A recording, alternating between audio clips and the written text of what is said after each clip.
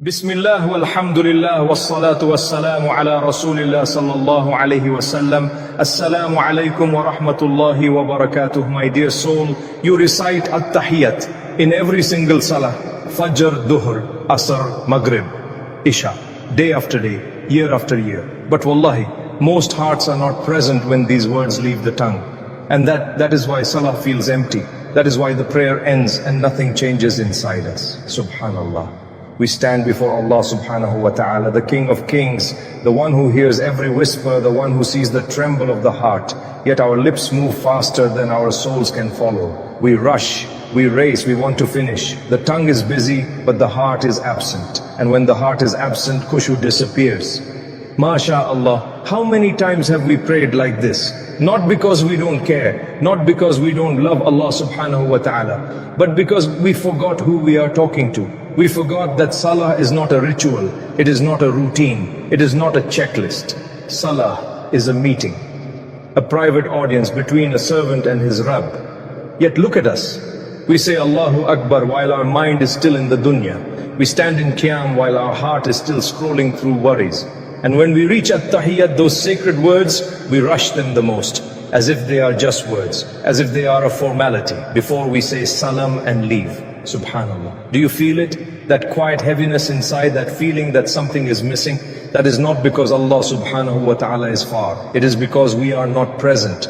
And here is the painful truth. You can recite every word correctly, perfect tajweed, perfect posture, but if your heart is not there, the sweetness of Salah will never enter. The early Muslims feared this. They feared standing before Allah subhanahu wa ta'ala, because they knew something we have forgotten. The value of Salah is not in its length, it is in its presence. And At-Tahiyyat is where presence is tested the most. Why? Because At-Tahiyyat is not dua only, it is not dhikr only. It is something far deeper. It is honor, it is reverence, it is conversation. A conversation that begins after you have bowed, after you have prostrated, after you have placed your forehead on the ground, as if Allah subhanahu wa ta'ala is now asking you, speak. And what do? We rush. We don't pause, we don't feel, we don't reflect. We say words that shake the heavens with hearts that barely notice them. MashaAllah, no wonder Salah feels heavy. No wonder Khushu feels impossible. Because when the conversation becomes noise, the connection breaks. But listen carefully. What if the problem is not your iman? What if the problem is not your consistency? What if the problem is simply this? You never realized who At-Tahiyyat is addressed to. What if I told you that these words were taught with extreme care, that the Prophet Muhammad sallallahu alaihi wasallam once stopped the Sahaba radiallahu anhum and corrected them because of how they addressed Allah subhanahu wa ta'ala? What if I told you that At-Tahiyyat is so powerful that your salam reaches every righteous servant of Allah on earth and in the heavens? Subhanallah. And what if I told you that the moment you understand At-Tahiyyat, your Salah will never feel the same again? Not louder, not longer, but deeper. So pause, breathe, and ask yourself this question, not with your tongue, but with your heart. When I say At-Tahiyyat, do I know who I'm talking to? Because once you understand that, everything is about to change. There was a time when the Sahaba radiallahu anhum were learning how to stand before Allah subhanahu wa ta'ala. They loved Him, they feared Him, they wanted to worship Him correctly. Yet even they needed correction, subhanallah. Listen carefully to this moment, because this correction changed the language of Salah forever. كنا إذا صلينا خلف النبي قلنا السلام على الله من عباده فقال النبي إن الله هو السلام. Sahih al-Bukhari, Sahih Muslim, Hadith 402. We used to say in prayer, peace be upon Allah from His servants. The Prophet sallallahu alaihi wasallam said, indeed, Allah is as-salam. Pause. Let it sink in. The Sahaba radiallahu anhum were saying salam to Allah. It sounded respectful, it sounded loving. But the Prophet Muhammad sallallahu alaihi wasallam stopped them, not harshly, not angrily, but with divine wisdom. And He taught them something that many of us still don't realize today. Allah subhanahu wa ta'ala does not receive salam. Why? Because He is as-salam, subhanallah. Salam is created, peace is given. Allah subhanahu wa ta'ala is the source of peace. He does not need to be greeted. He is not addressed like creation. He is above that. this is adab, this is etiquette, this is knowing your place when you stand before the Lord of the worlds. And look at the mercy of Allah subhanahu wa ta'ala. He didn't leave the ummah confused. He sent Rasulullah sallallahu alayhi wasallam to teach us how to speak in His presence, because not every respectful word is appropriate in Salah. Not every phrase belongs in the divine court. Salah has its own language, its own honor, its own etiquette. And that language is At-Tahiyyat. What At-Tahiyyat really means, slow down here. This is where hearts begin to awaken. At-Tahiyyat does not mean a simple greeting. It is far greater. Other than that, At-Tahiyyat means complete honor, absolute reverence, eternal glorification, total submission. It is not peace be upon you, O Allah. It is everything that represents honor, greatness and eternity belongs only to you. MashaAllah. This is why we don't say salam to Allah subhanahu wa ta'ala in salah. Instead, we offer Him our worship, our prayers, our pure deeds, our existence. We are not greeting Allah. We are placing everything we are before Him. And when you understand this, At-Tahiyyat stops being rushed words. It becomes a moment of awe. A moment where the servant says, without speaking loudly, "O Allah subhanahu wa ta'ala, nothing I have is worthy except that I place it all at your feet." Subhanallah. And only after this perfect adab, only after this declaration of honor, does Allah subhanahu wa ta'ala allow you to send salam to His most beloved creation. But that secret is coming next.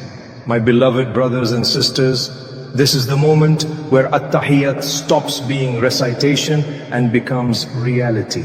Listen slowly.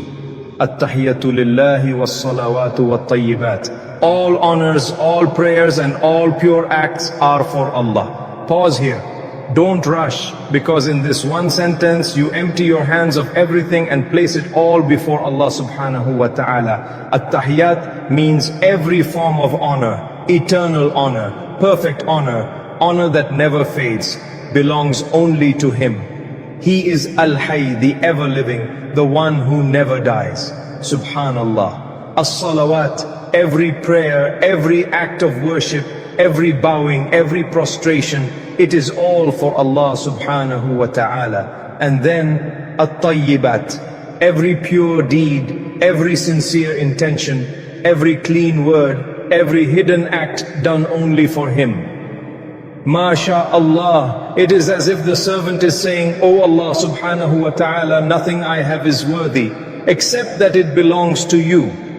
And only after this complete surrender, only after this perfect adab, does something extraordinary happen. The salam that reaches the Prophet sallallahu alayhi wa sallam, "Assalamu alayka ayyuhan nabiyyu wa rahmatullahi wa barakatuh." Peace be upon you, O Prophet, and the mercy of Allah and His blessings. Do you realize what you are doing here? You are standing centuries after his passing and directly sending salam to Muhammad sallallahu alayhi wasallam. Not indirectly, not symbolically, directly. And this is not poetry, this is sunnah. The Prophet sallallahu alayhi wasallam said, "There is no one who sends salam upon me except that Allah returns my soul to me so that I may return His salam." Sunan Abu Dawood, Hadith 2041, Hasan Allahu Akbar. Your salam is not lost, it is not symbolic, it is not ignored. By the permission of Allah subhanahu wa ta'ala, Rasulullah sallallahu alayhi wa sallam responds in the Kishika. A moment you are connected to the most beloved of Allah, subhanallah. How can the heart rush now? A salam that envelops the entire ummah. Then you say, Assalamu alayna wa ala ibadillahi salihin. Peace be upon us and upon all the righteous servants of Allah. Think about this. You are not only asking peace for yourself, you are sending salam to every righteous servant on earth, every righteous servant in the heavens, the angels, the believers you know, and the believers you will never meet.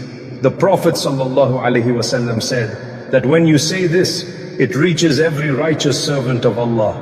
Subhanallah. In one sentence, your heart expands beyond yourself. Your salah becomes ummah-wide. So listen carefully. You're not rushing words.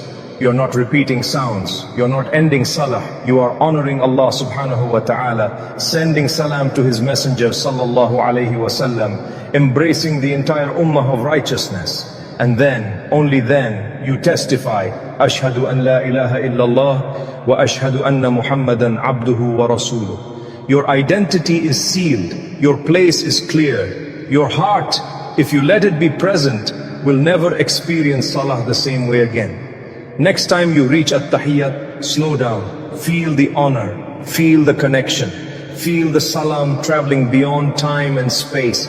Because when the heart understands, Khushu returns. And when Khushu returns, Salah transforms everything. Subhanallah. Now, close your eyes, raise your hands and whisper with me. Ya Allah subhanahu wa ta'ala, inna na'udhu bika min salatin la khushu'a fiha. Ya Allah subhanahu wa ta'ala, rud ilayna qulubana fi salah, wa la taj'alni min al-ghafilin. Ya Rabb, dhawwikna halawat al-qiyam bayna yadayk, wa aj'al kalimatina fi salah, حضيرة من قلوبنا قبل ألسنتنا يا الله إذا قلنا التحية لله فأجعلها اعترافا كاملا بأزماتك وإذا سلمنا على نبيك محمد صلى الله عليه وسلم فأجعل سلامنا مقبولا ورده لنا رحمة ونورا يا رب أجعلنا من عبادك الصالحين الذين تصلي عليهم ملائكتك وتشملهم سلما في الدنيا والآخرة لا تحرمنا خشوع الصلاة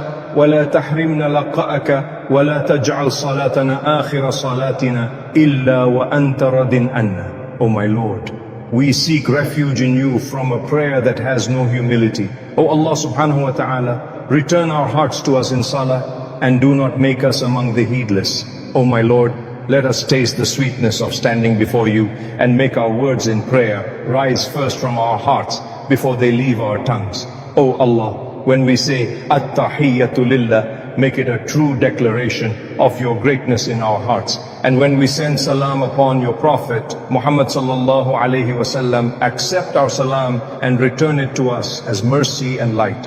O my Lord, count us among your righteous servants, those upon whom your angels send peace and whom you surround with salam in this world and the hereafter. Do not deprive us of humility in prayer. Do not deprive us of meeting you, and do not make our last prayer except while you are pleased with us. Ameen. Ya Rabb al-Alameen, Subhanallah, Alhamdulillah, Allahu Akbar. My dear soul, if even one line from this reminder made your heart pause, if At-Tahiyyat will feel different in your next salah, then don't keep this khair to yourself. Press like, not for me, but so this reminder reaches another heart that is struggling to feel its prayer. Subscribe to Ayah Pulse. So every time your iman feels heavy, every time Khushu feels distant, you have a place that reminds you why you stand before Allah subhanahu wa ta'ala. And let's make this more than a video. Let's make it a dua circle. Tell us in the comments, what part of salah do you struggle with the most? Is it khushu, distraction, or consistency? Where are you watching from? So we can make dua for you by place, by intention. Because when one believer makes dua for another, the angels say, Ameen. And for you the same. Subhanallah. May Allah subhanahu wa ta'ala gather us through these reminders, unite our hearts in salah, and write us among those whose prayers are accepted. Amin. Ayah Pulse, where hearts return to Allah.